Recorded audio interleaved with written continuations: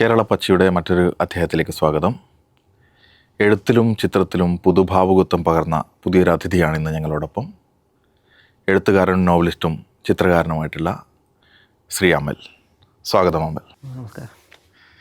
നമുക്ക് ആദ്യം എഴുത്തിൽ നിന്നും വരയിൽ നിന്നും ആരംഭിക്കാം. പുതിയ എഴുത്തുകൾ, പുതിയ വരകൾ, എന്തൊക്കെയാണ് ആലോചനകൾ? പുതിയൊരു സാംസ എന്ന് പറഞ്ഞൊരു നോവൽ ദേശാമാനി വാരികയിൽ തുടരാനായിട്ട് വന്നത് പുസ്തകമായിട്ട് ഇറങ്ങിയിട്ടുണ്ട്. പിന്നെ ബുഫേ എന്ന് പറഞ്ഞിട്ട് കുഞ്ഞു ടിഷ്യൂ പേപ്പർ കഥകളാണ്, മൈക്രോ ഫിക്ഷൻ ഒരു പുസ്തകം. അത് രണ്ടെണ്ണമാണ് ഇപ്പോൾ ചെയ്തത്. അത് പുസ്തകമായിട്ട് ഇപ്പോൾ വന്നു. ഓക്കെ.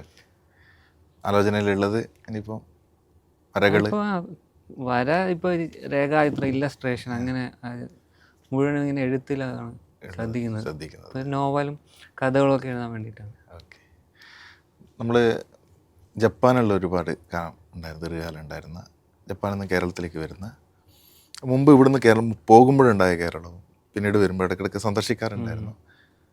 എങ്ങനെയാണ് ആ മാറ്റത്തെ വിലയിരുത്തുന്നത്?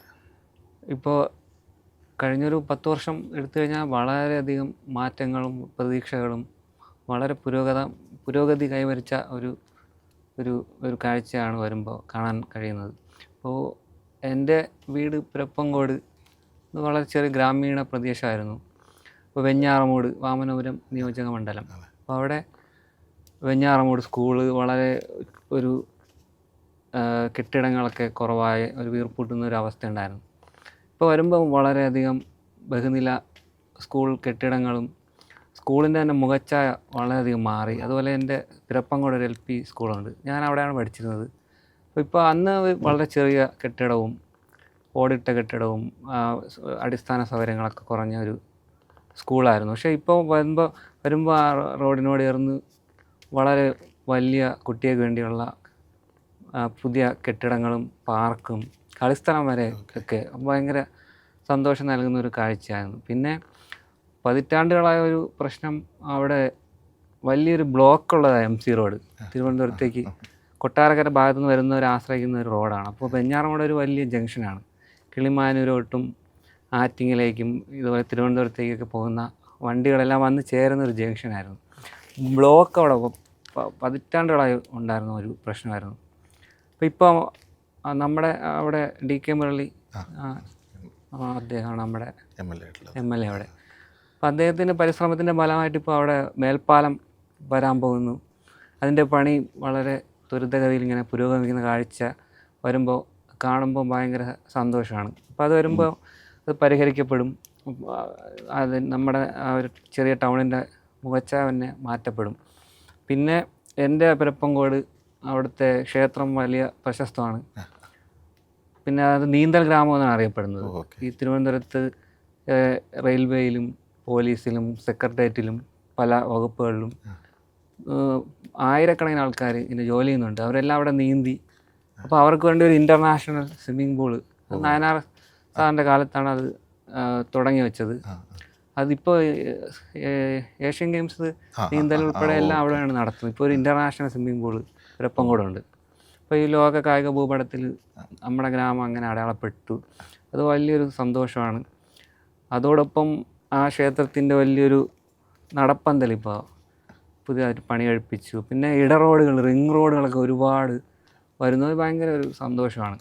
ഇപ്പോൾ ഞാൻ വെഞ്ഞാറമൂട് കഴിഞ്ഞ ദിവസം പോയപ്പോൾ എൻ്റെ സുഹൃത്ത് എഴുത്തുകാരൻ ഗ്രന്ഥലോകത്തേക്ക് ലാൽച്ചേട്ടൻ്റെ വീട്ടിൽ പോയപ്പോൾ, ഞാൻ കഴിഞ്ഞ തവണ വന്നപ്പോൾ പോയപ്പോൾ ഒരുപാട് വളഞ്ഞ് തിരിഞ്ഞ് ചെറിയ ഇടറോഡുകൾ നടന്നായിരുന്നു പോയിരുന്നത്. കുറേ സമയം നടന്നാണ് പോയത്. പക്ഷേ ഇത്തവണ ഞാൻ ചെന്നപ്പോൾ പോലീസ് സ്റ്റേഷൻ്റെ അവിടെ നിന്ന് വളരെ വലിയൊരു 2 വരി പാത പോലെ തന്നെ വികസിച്ച് അദ്ദേഹത്തിൻ്റെ വീടിന് മുന്നിലൂടെ ആറ്റിങ്ങിലേക്കൊരു റിംഗ് റോഡ്. അപ്പോൾ ഞാൻ ഭയങ്കര അതിശയപ്പെട്ടു പോയി. കുറച്ച് നടന്ന് തന്നെ അദ്ദേഹത്തിൻ്റെ വീട്ടിലേക്ക് എത്തി. അപ്പോൾ അത്തരത്തിൽ നമ്മുടെ നാട്ടിൽ പിന്നെ ഏറ്റവും എടുത്ത് പറയുന്നത് പിന്നെ ശുചിത്വം, ഹരിതകർമ്മ സേനയുടെയൊക്കെ പ്രവർത്തനങ്ങൾ. മുൻപ് നമ്മുടെ ആൾക്കാർ ചവറ് വലിച്ചെറിയലും എവിടെ പോയാലും അത്തരം ഒരു വലിയ പ്രശ്നം ഉണ്ടായിരുന്നു. അപ്പോൾ അത് കൃത്യമായിട്ട് ശേഖരിക്കുകയും വളരെ വൃത്തിഭരിതമായിട്ട് വളരെ നല്ലൊരു ശുദ്ധമായ ഒരു അന്തരീക്ഷവും ഇതെല്ലാം നമ്മുടെ പിരപ്പങ്കോടും വെഞ്ഞാറമൂട് പരിസര പ്രദേശങ്ങളൊക്കെ കാണുന്നുണ്ട്. അത് വലിയൊരു മാറ്റമാണ്. പിന്നെ വേറൊന്ന് ഞാൻ പുറത്ത് കണ്ടതും ഇവിടെ വന്നപ്പോൾ, മുമ്പ് പവർ കട്ടുണ്ടായിരുന്നു. അപ്പോൾ ഇത്തവണ ഞാൻ വന്നിട്ട് കറണ്ട് പോയ ഒരു ഇത് ഉണ്ടായിരുന്നു. അതെനിക്ക് ഭയങ്കര ഒരു സന്തോഷം നൽകി ഒന്നായിരുന്നു. ഇങ്ങനെ പല മാറ്റങ്ങൾ. പിന്നെ ഞങ്ങളുടെ അവിടെ തന്നെ യുവജനങ്ങളൊക്കെ സ്റ്റാർട്ടപ്പൊക്കെ ചെയ്ത് യൂത്തൊക്കെ ഇപ്പോൾ പഴയതല്ല, ഭയങ്കര അങ്ങനെ പുരോഗമനപരമായി ചിന്തിക്കുകയും അവർക്ക് തന്നെ സ്വന്തമായിട്ട് കാര്യങ്ങളൊക്കെ ചെയ്യാനുള്ളൊരു അന്തരീക്ഷമുള്ളതായിട്ട് അവർ തന്നെ മനസ്സിലാക്കുന്നതൊക്കെ കാണുമ്പോൾ വലിയൊരു സന്തോഷം പ്രതീക്ഷയൊക്കെ ഉണ്ട്. നമ്മുടെ വായനയിലേക്ക് വരാൻ തിരിച്ചിട്ട് ഈ നമ്മുടെ മലയാളികൾ തന്നെ ഇപ്പോൾ ജപ്പാനിലേക്ക് ഒരു നോട്ടം നോക്കുന്നുണ്ട്. ഇക്കിഗായി പോലുള്ള പുസ്തകങ്ങൾ, ഒരു നമ്മുടെയൊക്കെ എന്താ പറയണ്ടേ, ഒരു മനഃശാന്തിയുടെയും ആയുർദൈർഘ്യത്തിൻ്റെയും ഒക്കെ കാര്യങ്ങളെക്കുറിച്ച് ആലോചനകൾ, ആ വായന എങ്ങനെയാണ് നോക്കി കാണുന്നത്? സത്യത്തിൽ ഇക്കിഗായി അതൊക്കെ എഴുതുന്നത് വിദേശികളാണ് സത്യം എഴുതുന്നത്.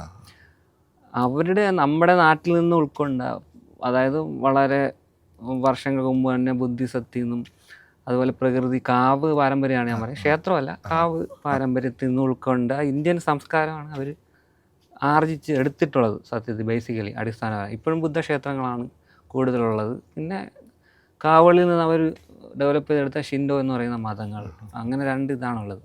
അപ്പോൾ അതിൻ്റെ അടിസ്ഥാന മൂല്യങ്ങളാണ് ഈ വളരെ ശാന്തമായ ജീവിതം, പ്രകൃതിയെ, മരങ്ങളെയൊക്കെ, ആയിരക്കണക്കിന് വർഷം പഴക്കമുള്ള മരങ്ങളൊക്കെ അവർ, ഈ മുതുമുത്തച്ഛന്മാർ അവരുടെയൊക്കെ, അവർ മനുഷ്യൻ്റെ ആയുസ് കുറച്ചാണ്, പക്ഷേ ഈ മരങ്ങൾ അവരുടെയും മുതുമുത്തച്ഛന്മാരെയും ആൻസെസ്റ്റേഴ്സിനെ കണ്ടു വളർന്ന ഒരു കല്ല് അതുപോലെ. അപ്പോൾ അതിനെയൊക്കെ വളരെ ആരാധിക്കുകയും അതിനെ ബഹുമാനിക്കുകയാണ് ചെയ്യുന്നത്. അപ്പോൾ പ്രകൃതിയെ നശിപ്പിക്കാതിരിക്കാനൊക്കെ അങ്ങനെയൊക്കെ ഒരു മൂല്യമാണ് അതിൽ ഉള്ളത്. അതുകൊണ്ട് തന്നെ അതവരുടെ ജീവിതത്തിൻ്റെ ഭാഗമായതുകൊണ്ട് അവരതിനെ പുസ്തകം എഴുതാനോ തത്വചിന്തയായിട്ട് വേറെ മാറി നിന്ന് കാണാനോ ഒന്നും ശ്രമിക്കുന്നില്ല. പിന്നെ ഭക്ഷണ രീതി വളരെ ആരോഗ്യകരമായ ഭക്ഷണ രീതി ആയതുകൊണ്ട് പഴയ തലമുറ 100 വയസ്സൊക്കെ മിനിമം ജീവിക്കുന്നവരായിരുന്നു. പക്ഷെ ഇപ്പോൾ പുതിയ തലമുറ KFC പോലെയുള്ള കാര്യങ്ങളിലേക്ക് കൂടുതൽ അവിടെ വരുന്നു. ബഹുരാഷ്ട്ര കമ്പനികൾ ഭക്ഷണ സംസ്കാരം കൊണ്ടുവരുന്നു. അപ്പോൾ അവരുടെ ആയുസ് അതിനനുസരിച്ച് കുറയുന്നുണ്ട്. അപ്പോൾ പഴയ തലമുറ ആൾക്കാരുടെ ഒരു സാംസ്കാരിക ജീവിത ചുറ്റുപാടൊക്കെ ആയിരുന്നു ഈ ഇക്കിഗായി പോലെയുള്ള ഒരുപാട് കാര്യങ്ങൾ. അതിൽ ഇന്ത്യൻ മൂല്യങ്ങൾ ഒരുപാടുണ്ട്. പക്ഷേ ഇന്ത്യക്കാർ അത് എല്ലാം മറക്കുകയും വളരെയധികം വൈദേശികവൽക്കരിക്കുകയും ഒക്കെ ചെയ്ത ഒരു കാലത്ത് വിദേശികൾ വന്നിട്ട് അത് കണ്ട് വളരെ അത്ഭുതപ്പെടുകയാണ് ചെയ്യുന്നത്. എന്നിട്ട് അവരാണ് ആ ഇക്കിഗായി പോലുള്ള പുസ്തകം എഴുതുന്നത്. അപ്പോൾ നമ്മളെപ്പോലുള്ള പുതിയ തലമുറയിൽപ്പെട്ടവർക്ക് പഴയ മതങ്ങളോടും, അല്ലെങ്കിൽ അത് നൽകുന്ന മതം എന്ന് വെച്ചാൽ ഒരു അന്ധവിശ്വാസം രീതിയിലല്ല, ഇപ്പോൾ ഒരു മരം അവരാരാധിക്കുമ്പോൾ അതിന് പ്രകൃതിയെ ബഹുമാനിക്കുകയും നശിപ്പിക്കാതിരിക്കുകയും ചെയ്യുന്ന ഒരു മൂല്യമാണ് അതിൻ്റെ പുറകിലുള്ളത്. അതിനെ നമ്മൾ മറക്കുമ്പോൾ അവരത് ഇപ്പോഴും അങ്ങനെ തന്നെ ജീവിച്ച് മുന്നോട്ട് പോകുന്നു. അപ്പോൾ അത് കണ്ടിട്ട് ഒരു വിദേശി അല്ലെങ്കിൽ പുറത്തുള്ള പാശ്ചാത്യർ അത്ഭുതപ്പെട്ടിട്ട് പുസ്തകം എഴുതുമ്പോൾ നമ്മളത് വായിക്കുന്നു. പിന്നെ ഇപ്പോഴത്തെ ഒരു മൂല്യ ശോഷണത്തിൻ്റെ ഒരു കഴിഞ്ഞൊരു 10-15 വർഷത്തെ ഈ എൻ്റർടൈൻമെൻറ്റ് അല്ലെങ്കിൽ പറഞ്ഞ സോഷ്യൽ മീഡിയ ഈ വേൾഡ് വന്നതുകൊണ്ടുണ്ടായ ഒരു ഇതുണ്ട്. നമുക്ക് ഷെയർ ചെയ്യാനൊന്നുമില്ല, മൂല്യങ്ങളൊക്കെ പറഞ്ഞു തരാൻ ആളില്ല. അപ്പോൾ ഇത്തരം പുസ്തകങ്ങൾ, സെൽഫ് ഹെൽപ്പ്, ജീവിതാനുഭവ ആത്മകഥാ പുസ്തകങ്ങൾ, അതുപോലെ ഇക്കിഗായൊക്കെ പോലെ അതിനോട് കോപ്പി പോലെയൊക്കെ ഒരുപാട് പുസ്തകങ്ങൾ വരുന്നുണ്ട്. അപ്പോൾ അത് കൂടുതൽ വായിക്കാൻ താല്പര്യപ്പെടുന്ന ഒരു കാഴ്ചയാണ്. അത് വായനയിൽ ഉൾപ്പെടുത്തുന്നവർ ഈ പറഞ്ഞ മിസ് ചെയ്യുന്ന ആൾക്കാരായിരിക്കും. അവർക്ക് പറഞ്ഞു കൊടുക്കാനോ പഠിപ്പിക്കാനോ അല്ലെങ്കിൽ പിന്നിലേക്ക് നോക്കാനുള്ള ടൈം കിട്ടുന്നില്ല ഇന്നത്തെ ഒരു സിറ്റുവേഷനിൽ. അതുകൊണ്ടാണ് എന്നാണ് എനിക്ക് തോന്നുന്നത്. നമ്മുടെ ജപ്പാൻ ഇപ്പം പറഞ്ഞു, നമ്മുടെ ആരോഗ്യരംഗത്തിന് വലിയൊരു പ്രാധാന്യം കൊടുക്കുന്ന ഒരു മേഖലയാണ്. കേരളത്തിലെ കഴിഞ്ഞ 10 വർഷങ്ങളിലെ ഒരു ആരോഗ്യ സംവിധാനം ജപ്പാനിൽ ഉണ്ടായിരുന്ന ഒരു ആളെന്ന നിലയിൽ എങ്ങനെയാണ് ഇതിനൊന്ന് കമ്പയർ ചെയ്യുന്നത്? ഇപ്പോൾ കഴിഞ്ഞ ഒരു 10 വർഷം നമ്മുടെ കമ്മ്യൂണിറ്റി ഹെൽത്ത് സെൻ്ററുകൾ അവിടെ എല്ലാം വളരെയധികം വികസനം വന്നു. ഇപ്പോൾ മെഷീനറി ആയാലും, ഇപ്പോൾ ആരോഗ്യരംഗത്ത് ഒരുപാട്, ഇപ്പോൾ പാശ്ചാത്യ രാജ്യത്ത് ഉള്ള യന്ത്ര സംവിധാനങ്ങൾ അല്ലെങ്കിൽ മെഡിക്കൽ എക്യുപ്മെൻറ്റ്സ് തന്നെ കൊണ്ടുവന്ന് നമ്മുടെ തന്നെ കമ്മ്യൂണിറ്റി ഹെൽത്ത് സെൻ്ററുകളിൽ അത് ഉൾപ്പെടുത്തി ചികിത്സയ്ക്ക് സാധാരണ ജനങ്ങളെ വളരെയധികം, അതായത് ഇപ്പോൾ ഒരുപാട് ഹെൽത്ത് കാർഡ് അതുപോലെ പല ഇപ്പോൾ സാമൂഹ്യ സുരക്ഷാ സംവിധാനങ്ങളിലൂടെ അവർക്ക് അഫോർഡബിൾ ആയിട്ടുള്ള, അതായത് ഇപ്പോൾ ഏറെക്കുറെ അതിൻ്റെ വളരെ തുച്ഛമായ കാശ് തന്നെ ചിലവാക്കിക്കൊണ്ട് അത്യന്താധുനികമായിട്ടുള്ള ഒരു ചികിത്സാ സംവിധാനത്തിൽ രോഗവിമുക്തിയൊക്കെ നേടാനുള്ള ഒരു ഒരു സംവിധാനം വന്നതായിട്ട് കാണുന്നുണ്ട് നമ്മുടെ അടുത്ത് തന്നെ ഒരുപാട്. അപ്പോൾ ഞാൻ പുറത്ത് നോക്കുമ്പോൾ അവർക്ക് വലിയ അത്ഭുതമാണ്. ഞാൻ സത്യം പറഞ്ഞു, ജപ്പാനിലുള്ള ജനത പറയുന്നത് അവിടെ ശനി ഞായർ ദിവസങ്ങളൊക്കെ ഹോസ്പിറ്റൽ അവധിയാണ്, പൊതു ഹോസ്പിറ്റൽ. അപ്പോൾ പെട്ടെന്നൊരു എമർജൻസി ഒക്കെ വന്നു കഴിഞ്ഞാൽ അതിനുള്ള ഒരു സംവിധാനം വളരെ കുറവാണ്.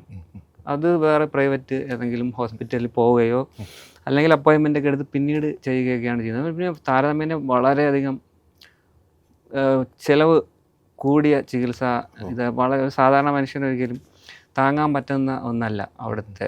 അത്രയും വികസിതം ആണെങ്കിലും സാധാരണ മനുഷ്യന് ഒരിക്കലും താങ്ങാൻ പറ്റാത്ത ഒരു ചിലവേറിയ ഒരവസ്ഥയാണ് അവിടെ ഉള്ളത്. അതുപോലെ 24 മണിക്കൂർ സംവിധാനം ഇല്ല. ഇപ്പം ഞായറാഴ്ച ഒരു അസുഖം വന്നു കഴിഞ്ഞാൽ ഹോസ്പിറ്റൽ അവധിയാണെങ്കിൽ പിറ്റേന്ന് വരെ കാത്തിരിക്കേണ്ട ഒരു സംവിധാനം, അങ്ങനെ ഇതൊക്കെ അത്ഭുതപ്പെടുത്തിയിട്ടുണ്ട്. പക്ഷേ നമ്മുടെ നാട്ടിൽ 24/7 ഗ്രാമീണ മേഖലയിൽ പോലും ഇപ്പോൾ പോയി ഹോസ്പിറ്റലുകൾ, ഹെൽത്ത് സെൻ്ററുകൾ, അത് നമ്മുടെ ഗ്രാമത്തിൽ തന്നെ വാമനരത്തുണ്ട്, അതുപോലെ കന്യാകുളങ്ങരയുണ്ട്, പിന്നെ ചുറ്റും വേറെ ഇപ്പോൾ വെറ്റിനറി ഹോസ്പിറ്റൽ തന്നെ അടുത്തുണ്ട്, വേളാവൂർ. ഇപ്പോൾ വളരെയധികം മുന്നേറിയ ഒരു കാഴ്ചയാണ് കാണുന്നത്. പിന്നെ മുൻപ് ഒന്നുമില്ലാത്ത രീതിയിൽ അവയവ ദാനങ്ങൾ, അതും റോഡിൻ്റെ ഇത് കൊണ്ടുകൂടിയാണ്. ഇപ്പോൾ എറണാകുളത്തേക്കൊക്കെ ഇങ്ങ് തിരുവനന്തപുരത്തേക്ക് എത്തിക്കുന്നു, ഇവിടെ നിന്ന് അവിടേക്ക് ഹാർട്ട് കൊണ്ടുപോകുന്നു. അതൊക്കെ പുറത്തൊക്കെ അവർക്ക് പോലും ആർജിച്ചെടുക്കാൻ കഴിയാത്ത രീതിയിൽ ഉള്ളൊരു പുരോഗമനം അല്ലെങ്കിൽ ഒരു വേഗതയിൽ ഇതെല്ലാം ചെയ്യാൻ വേണ്ടി കഴിയുന്നതായിട്ട് മനസ്സിലാക്കുന്നു. കൊൽക്കത്തയിൽ കുറച്ച് കാലം ഉണ്ടായിരുന്നു അല്ലേ? കൊൽക്കത്തയിലുണ്ടായിരുന്നു. അവിടെ നമ്മുടെ ഇപ്പോഴേ ഒരു 20 വർഷങ്ങൾക്ക് മുമ്പ് നമ്മൾ കേരളത്തിൽ നിന്ന് കൊൽക്കത്തയിലേക്ക് യാത്ര ചെയ്യുന്നൊരു സന്ദർഭം, അല്ലെങ്കിൽ കേരളത്തിൽ നിന്ന് ഡൽഹിയിലേക്ക് യാത്ര ചെയ്യുന്നൊരു സന്ദർഭമല്ല നിലവിൽ നമ്മുടെ ഇന്ത്യയിലുള്ളത്. ഈ ഒരു 20-25 വർഷങ്ങൾ കൊണ്ട് വലിയൊരു മാറ്റങ്ങൾ സംഭവിച്ചു. നമ്മളൊരു മതേതര മനുഷ്യൻ എന്നുള്ളൊരു സങ്കല്പത്തിൽ നിന്ന് നമുക്ക് കുറേ കൂടി നമുക്ക് മാറ്റം വന്നുകൊണ്ടിരിക്കുന്നത്. അതിനെ എങ്ങനെയാണ് നോക്കിക്കാണുന്നത്? അത് ഞാനിപ്പോൾ 2009, 2011, 2012 ആ ഒരു സമയത്തായിരുന്നു അവിടെ കൽക്കത്തയിൽ ഉണ്ടായിരുന്നത്. അപ്പോൾ അത് ഭയങ്കര ഒരു ചരിത്രപരമായ വളരെ ഒരു പ്രത്യേകതയുള്ള ഒരു സമയമായിരുന്നു. അപ്പം മമതാ ബാനർജിയുടെ വേറെ രീതിയിലുള്ളൊരു ക്യാമ്പയിനും വേറെ രീതിയിലുള്ളൊരു വ്യക്തി എന്നുള്ള ഒരു ഇമേജ് വെച്ചിട്ട് സാധാരണ ജനങ്ങൾക്കിടയിൽ വേറെ രീതിയിലുള്ളൊരു, പിന്നെ അക്രമാത്മകമായിട്ടുള്ളൊരു വേറൊരു രാഷ്ട്രീയ രീതിയൊക്കെ പ്രാബല്യത്തിൽ കൊണ്ടുവന്ന ഒരു സമയമായിരുന്നു. ആ സമയത്താണ് കേരളത്തിലേക്ക് ഉത്തരേന്ത്യൻ മനുഷ്യരുടെ വലിയൊരു ഒഴുക്കും ഉണ്ടായത്. ഞാൻ ആ സമയം ആസാം, മണിപ്പൂരൊക്കെ സഞ്ചരിച്ചിട്ടുണ്ട്. പക്ഷേ അന്ന് ഇപ്പോൾ അവിടെ കുക്കി, പിന്നെ മെയ്തി വിഭാഗക്കാർ കണ്ണിൽ കണ്ടാൽ കൊല്ലുന്ന രീതിയിലുള്ള ഒരു ഭീകരമായ അന്തരീക്ഷമായിരുന്നു. പക്ഷെ അന്ന് അവിടുത്തെ ഭരണകൂടം വേറെയായിരുന്നു. ഇന്നത്തെ പോലെ പച്ചയ്ക്ക് വർഗീയത പറഞ്ഞിട്ട് മതം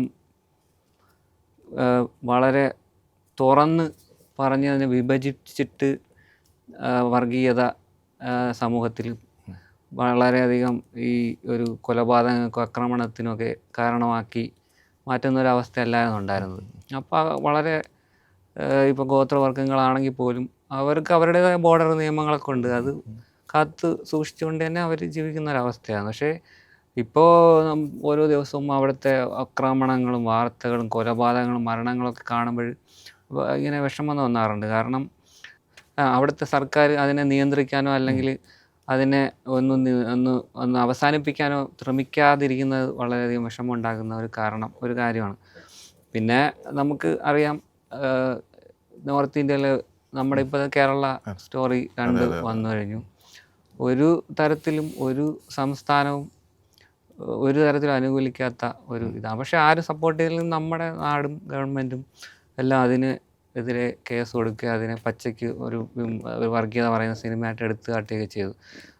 ഇപ്പോൾ ആ ടൈമിൽ ഒരു പോസ്റ്റ് ട്രൂത്ത് അല്ലെങ്കിൽ സത്യാനന്തര ടൈം എന്നൊക്കെ പറഞ്ഞിട്ടുള്ള ഇതുണ്ട്. അത് ഒളിച്ചു വെച്ച് മാത്രം അല്ലെങ്കിൽ വളരെ പ്രത്യക്ഷത്തിൽ വർഗീയത പറയാതെ വേറെ രീതികളിലൂടെയൊക്കെ പറയുന്നൊരു കാഴ്ചയിൽ നിന്ന് പെട്ടെന്ന് മാറിയിട്ട് നുണ തന്നെ സത്യമായിട്ട് അത് വളരെ ഇപ്പം നീ മുസ്ലിമാണ്, നീ ഹിന്ദുവാണ്, അല്ലെങ്കിൽ നീ ഭീകരനാണ്, നിന്നെ അവർ കൊല്ലാൻ വേണ്ടിയിരിക്കുകയാണെന്നൊക്കെ ഉള്ള രീതി വളരെ പച്ചയ്ക്ക് പറയുന്ന ഒരു ഭീകരമായ ഒരു അവസ്ഥയിലേക്ക് ഇന്ത്യ മാറിക്കൊണ്ടിരിക്കുന്ന ഒരു, പ്രത്യേകിച്ചും ഇപ്പോൾ നോർത്ത് അതിനെ വളരെ രീതിയിൽ പ്രതിരോധിക്കുന്ന ഒരു തമിഴ്നാടും കേരളവും പോലെയുള്ള സംസ്ഥാനങ്ങൾ വലിയൊരു പ്രതീക്ഷ നൽകുന്നുണ്ട്. മറ്റു സംസ്ഥാനങ്ങളെല്ലാം ഈ ഒരു വർഗീയതയുടെ പിടിയിലമർന്ന് അങ്ങേയറ്റം ഞെരിഞ്ഞമർന്ന് കൊണ്ടിരിക്കുന്ന ഒരു കാഴ്ച. ഇപ്പോൾ തീവണ്ടി സഞ്ചരിക്കുമ്പോൾ തന്നെ നേരത്തെ പറഞ്ഞതുപോലെ മുൻപെല്ലാം ഇപ്പോൾ ഒരാൾ അവിടെ അവരുടെ ഒരു മതപരമായ ഒരു സമയം നിസ്കരിക്കുക അല്ലെങ്കിൽ പ്രാർത്ഥിക്കുക, അപ്പോൾ അങ്ങനെയൊക്കെ ചെയ്യുന്നതിന് യാതൊരു തരം മടിയും ഉണ്ടായിരുന്നില്ല ട്രെയിനിലൊന്നും. അതുപോലെ ബസ്സിലൊക്കെ പോകുമ്പോൾ തന്നെ പരസ്പരം സംസാരിച്ചും ഭക്ഷണം ഷെയർ ചെയ്തൊക്കെ പോകുന്നൊരു കാഴ്ച ഉണ്ടായിരുന്നു. പക്ഷെ ഇപ്പോൾ അത് ഇപ്പോൾ കഴിഞ്ഞ ദിവസം കണ്ട വാർത്ത തന്നെ ഭയങ്കരമായിട്ട് ഞെട്ടിച്ചു. ഒരു ക്ഷേത്രത്തിൻ്റെ സമീപത്തുള്ള ഒഴിഞ്ഞ പറമ്പിൽ ഇങ്ങനെ നിസ്കരിക്കാൻ ചെന്നപ്പോൾ അവരെല്ലാവരും കൂടി വന്നിട്ട്, ക്ഷേത്രത്തിലെ ആൾക്കാരും അവിടെയുള്ള വർഗീയവാദികളെല്ലാം വന്നിട്ട് അയാളെ അടിച്ച് അവിടെ നിന്ന് ഓടിക്കുന്ന ഒരു കാഴ്ച കണ്ടു. അത് ഇന്ത്യയിലാണ് നടക്കുന്നതെന്ന് നമ്മൾ ആലോചിക്കുമ്പോൾ ഭയങ്കരമായ വിഷമം ആണ് ഉണ്ടാകുന്നത്. അപ്പോൾ അതേസമയം പ്രതിരോധിക്കുന്ന കാഴ്ചകൾ കേരളത്തിൽ നിന്ന് ഒരു ബദലായിട്ട് അല്ലെങ്കിൽ അതിനെ എതിരായിട്ട് ഉയർന്നു വരുന്നത് ഭയങ്കര സന്തോഷം നൽകുന്നതാണ്. കേരളത്തിൽ നിന്ന് മാത്രമേ അത് സംഭവിക്കുന്നുള്ളൂ. പൊതുവിദ്യാഭ്യാസ രംഗത്തിൽ ഒരു വലിയ മാറ്റം വന്നൊരു കാലഘട്ടത്തിൽ രണ്ട് രീതിയിലാണ്. ഒന്ന്, ഒരു കേന്ദ്രം ഇപ്പോൾ നടപ്പിലാക്കിക്കൊണ്ടിരിക്കുന്ന ഒരു ദേശീയ വിദ്യാഭ്യാസ നയമുണ്ട്. അത് കൃത്യമായൊരു നമുക്കൊരു സിലബസ് തരും. ആ സിലബസ് നിങ്ങൾ പഠിച്ചാൽ മതി എന്ന് പറഞ്ഞുകൊണ്ടാണ്. അത് കൃത്യമായൊരു അജണ്ടയുണ്ട്. അതിപ്പം ഗാന്ധിവധം പുറത്തു പോകുന്നു, നമ്മുടെ മുഗൾ രാജവംശത്തിൻ്റെ ചരിത്രം പുറത്തു പോകുന്നു. അതിന് ബദലായിട്ട് കേരളം അത് പഠിപ്പിക്കാൻ തയ്യാറാവുന്നു. ഈ പ്രതിരോധത്തെ എങ്ങനെയാണ് കാണുന്നത്? ഇതാണ് ശരിയായ ജനാധിപത്യം. അല്ലെങ്കിൽ ഇപ്പോൾ ജനാധിപത്യത്തിനെ നശിപ്പിക്കുന്ന രീതിയിൽ ഒരു ഏകാധിപത്യ ഒരു രാജ്യം അല്ലെങ്കിൽ ഒരു ഒളിഗാർക്കി, അല്ലെങ്കിൽ അതാണ് ഇപ്പോൾ കേന്ദ്ര സർക്കാർ വിദ്യാഭ്യാസ നയങ്ങളിൽ കൊണ്ടുവരുന്നത്. ഇപ്പോൾ നമ്മുടെ എന്നാൽ നേരത്തെ പറഞ്ഞാൽ ഇപ്പോൾ സത്യാനന്തര കാലം എന്ന് പറയും പോലെ അവർ ക്രിയേറ്റ് ചെയ്തെടുക്കുന്ന അവരുടെ ഇപ്പോൾ ചരിത്രത്തിൽ വളരെയധികം ഇന്ത്യ വിരുദ്ധരായി നിന്നിരുന്ന മനുഷ്യരെയും അവരുടെ ഇപ്പോൾ പ്രസ്ഥാനത്തിൻ്റെ ചില പ്രാദേശിക നേതാക്കന്മാരെയൊക്കെ ചരിത്രത്തിൽ കുത്തിക്കയറ്റി അത് വേറെ രീതിയിൽ കഥയിലൂടെ അവരെ ബിംബവൽക്കരിച്ച് അത് പാഠപുസ്തകത്തിൽ ഉൾപ്പെടുത്തി അത് ഇന്ത്യയിലുള്ള വിദ്യാർത്ഥികൾ മുഴുവൻ പഠിക്കണം.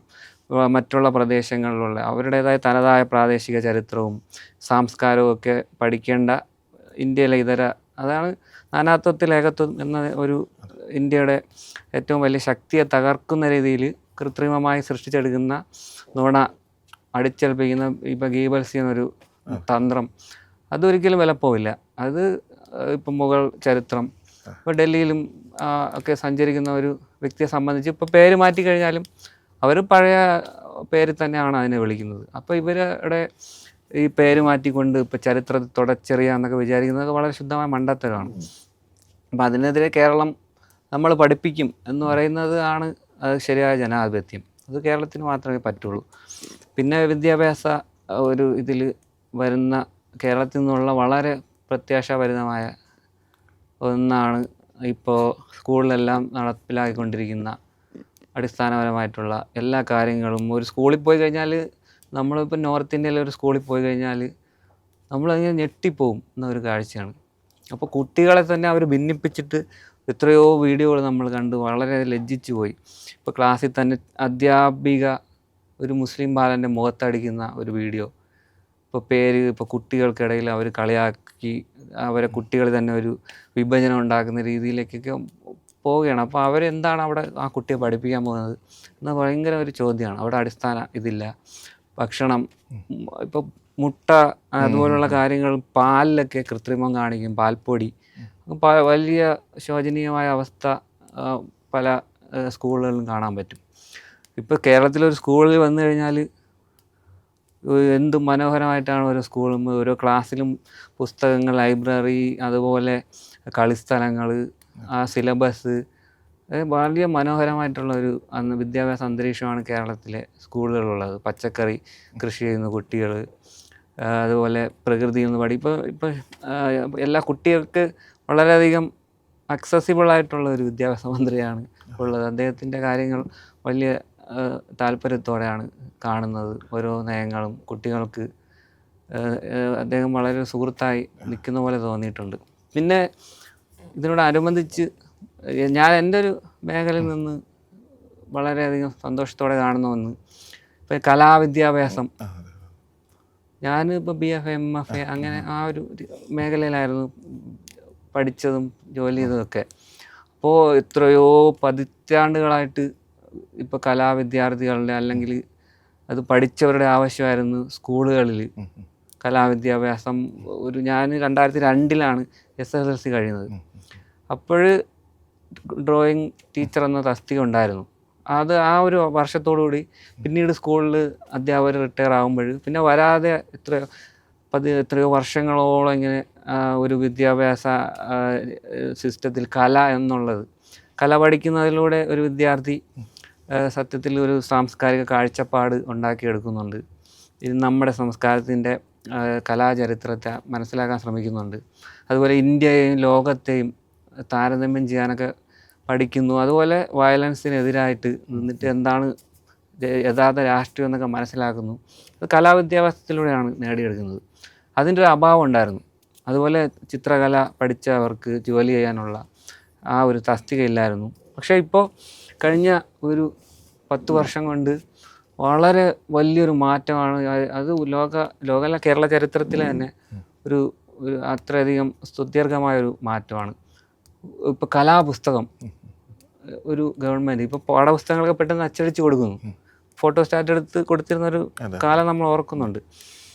പാഠപുസ്തകങ്ങൾ പെട്ടെന്ന് ഇപ്പോൾ ഇത് കലാപുസ്തകങ്ങൾ തയ്യാറാക്കി ചിത്രകലാ അധ്യാപകരുടെ പഠിച്ച അതുപോലെ കല എന്നുള്ള രീതിയിൽ തന്നെ നാടകം, പാരമ്പര്യ കലകൾ, ആ അധ്യാപകരുടെയൊക്കെ പാനലൊക്കെ തയ്യാറാക്കിയിട്ട് പാഠപുസ്തകങ്ങൾ കലാവിദ്യാഭ്യാസത്തിന് ഒരു സിലബസ് ഉണ്ടാക്കി പാഠപുസ്തകം അച്ചടിച്ച് ക്ലാസ് റൂമുകളിൽ വിതരണം ചെയ്ത ഒരു വളരെ മനോഹരമായിട്ടുള്ളൊരു കലാവിദ്യാഭ്യാസം ആദ്യമായിട്ട് കേരളത്തിൽ നിലവിൽ വന്നതിൽ അങ്ങേയറ്റം അത് സന്തോഷിക്കുകയും അതിൽ അഭിമാനിക്കുകയും ചെയ്യുന്നുണ്ട്. പിന്നെ ചിത്രകലാ അധ്യാപകർക്ക് കഴിഞ്ഞ ഒരു 10 വർഷം കൊണ്ട് നിയമനങ്ങൾ, അത് എൻ്റെ കൂടെ പഠിച്ച, ഞാൻ പഠിപ്പിച്ച അല്ലെങ്കിൽ എൻ്റെ സുഹൃത്തുക്കളൊക്കെ ഇപ്പോൾ മലപ്പുറത്ത്, കോഴിക്കോട്, തിരുവനന്തപുരം, കൊല്ലം അങ്ങനെ ഒരുപാട് ഒഴിവുകൾ സൃഷ്ടിക്കുകയും അവർക്കൊക്കെ ചിത്രകലാ അധ്യാപകരായി അഭിമാനത്തോടെ ജോലി ചെയ്യാൻ വേണ്ടിയിട്ടുള്ളൊരു സാഹചര്യം ആ രീതിയിൽ ഉണ്ടായിട്ടുണ്ട്. അപ്പോൾ കേരളത്തിലുള്ള വിദ്യാഭ്യാസം മറ്റേത് സംസ്ഥാനം എടുത്തു നോക്കിയാലും കലാവിദ്യാഭ്യാസത്തിന് യാതൊരു പ്രാതിനിധ്യമില്ല. അത് നേരത്തെ പറഞ്ഞതിൻ്റെ ഒരു പരസ്പര പൂരകമാണ്. അപ്പോൾ മുഗൾ ചരിത്രം ഇപ്പോൾ അതുപോലെ ഇപ്പോൾ ബാബർ അല്ലെങ്കിൽ അങ്ങനെ ഒരു അധിനിവേശം ഉണ്ടാകുമ്പോൾ അവർ ചിത്രകലയിലൂടെയാണ് അവരുടെ ചരിത്രം രേഖപ്പെടുത്തിയിരുന്നത്. അപ്പോൾ അവർ ചിത്രകല പഠിപ്പിക്കാതിരിക്കുമ്പോൾ ആ ഒരു ചരിത്രം മറക്കുകയാണ് ചെയ്യുന്നത്. ഇപ്പോൾ ഒരു വരച്ച് അല്ലെങ്കിൽ ആ ഒരു പള്ളി തകർക്കുമ്പോൾ അതൊരു സാംസ്കാരിക രൂപം കൂടി ആർക്കിടെക്ചറിലെ അതിലൂടെയാണ് നമ്മൾ കലാചരിത്രം പഠിക്കുന്നത്. ഇപ്പോൾ അജന്ത എല്ലോറയൊക്കെ ആർക്കിടെക്ചറാണ്. അപ്പോൾ അത് പഠിക്കുമ്പോഴാണ് കലാചരിത്രം. അപ്പോൾ അജന്ത എല്ലോറ പഠിപ്പിക്കാതിരിക്കുക എന്ന് പറയുമ്പോൾ ആ ഒരു കലാചരിത്രം പഠിപ്പിക്കാതിരിക്കുക എന്നുള്ള ഇതാണ്. അപ്പോൾ നമ്മുടെ മുഗൾ ചരിത്രം, മുഗൾ മിനിയേച്ചർ പെയിൻറ്റിങ്, അതിൻ്റെ കാര്യങ്ങളൊക്കെ പഠിക്കുമ്പോൾ ഒരു വിദ്യാർത്ഥി അന്ന് ഉണ്ടായിരുന്ന ആ ഒരു കാലഘട്ടത്തിലെ ചരിത്രം കൂടി മനസ്സിലാക്കുന്നുണ്ട്. അപ്പം മറ്റുള്ള സംസ്ഥാനങ്ങളിൽ കലാവിദ്യാഭ്യാസം കൂടി ഒഴിവാക്കുമ്പോൾ അങ്ങനെ ഒരു ഒഴിവാക്കൽ കൂടി നേരത്തെ പറഞ്ഞ പോലെ ചരിത്രത്തെ മറച്ചു പിടിക്കുക കൂടി അവിടെ ഉണ്ട്. അപ്പോൾ ആ രീതിയിൽ വളരെയധികം ഒരു മാറ്റമാണ് ഉണ്ടായിട്ടുള്ളത്. കലയുടെ കാര്യം പറഞ്ഞുകൊണ്ട് ഈ 10 വർഷങ്ങൾക്കുള്ളിൽ കല കേരളത്തിൽ ഇപ്പം നമ്മുടെ ബിനാലെ ഉൾപ്പെടെയുള്ള കാര്യങ്ങൾ വലിയൊരു പുരോഗതി ഉണ്ടായിട്ടുണ്ട്.